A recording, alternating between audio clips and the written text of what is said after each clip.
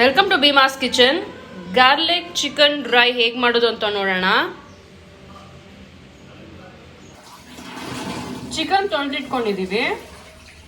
ಬೆಳ್ಳುಳ್ಳಿ, ಕೊತ್ತಂಬರಿ, ಹಸಿಮೆಣಸಿನ್ಕಾಯಿ, ಜೀರಿಗೆ, ಪೆಪ್ಪರ್ ಪೌಡರ್, ಶುಂಠಿ ಬೆಳ್ಳುಳ್ಳಿ ಪೇಸ್ಟ್ ಮತ್ತು ಅರ್ಧ ನಿಂಬೆಹಣ್ಣು ತಗೊಳ್ಳಿ. ಸಿಪ್ಪೆ ಬಿಡಿಸಿಟ್ಕೊಂಡಿಲ್ಲ, ಹಾಗೆ ಹಾಕೊಳ್ಳಿ.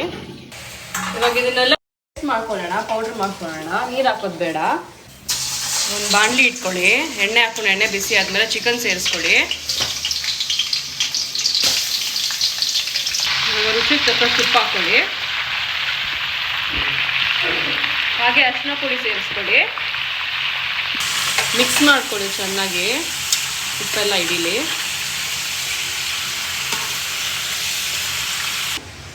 ನಾವು ಸ್ವಲ್ಪ ನೀರು ಹಾಕೊಂಡು ರುಬ್ಕೊಂಡ್ವಿ. ನೋಡಿ, ಫೈನ್ ಪೇಸ್ಟ್ ಆಗಿದೆ. ನೋಡಿ, ಮಿಕ್ಸ್ ಆಗಿದೆ. ಇದು ನೀರು ಬಿಟ್ಕೊಳ್ಳುತ್ತೆ. ನೋಡಿ, ನೀರಿನ ಅಂಶ ಎಲ್ಲ ಹೋಗಿದೆ, ಎಣ್ಣೆ ಬಿಟ್ಕೊಂಡಿದೆ. ಇವಾಗ ಮಸಾಲ ರುಬ್ಬಿಟ್ಕೊಂಡಿದ್ವಲ್ಲ, ಅದನ್ನು ಹಾಕ್ಕೊಳ್ಳೋಣ.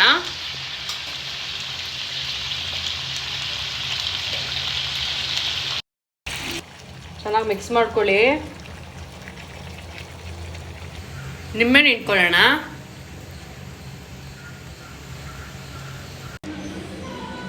ಗಾರ್ಲಿಕ್ ಡ್ರೈ ಚಿಕನ್ ರೆಡಿ ಆಗಿದೆ ನೋಡಿ.